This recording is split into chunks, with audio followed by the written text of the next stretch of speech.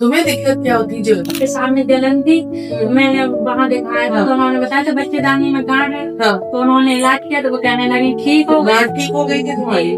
हाँ। फिर प्रेगनेंसी है। बच्चा नहीं आ रहा है जी? पहला बच्चा तुम्हारा ऑपरेशन से है जी है ना?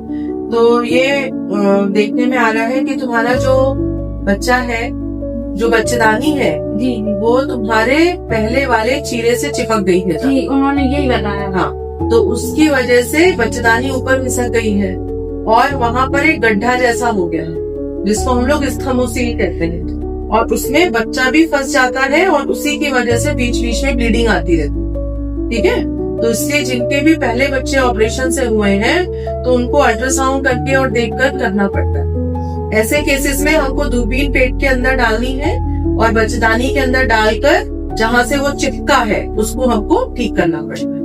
ठीक है, तो इसका इलाज जब दूरबीन से कर लेंगे तो ये ठीक से हो जाए। जैसा कि हम लोग यहाँ पर देख पा रहे हैं, ये जो इनकी बच्चेदानी है ये पूरी उल्टी हो गई है इस तरीके से नीचे की तरफ, जो ऐसे ऊपर की तरफ होती है, और पूरी बच्चेदानी इनके पहले वाले चीरे से चिपकी हुई है।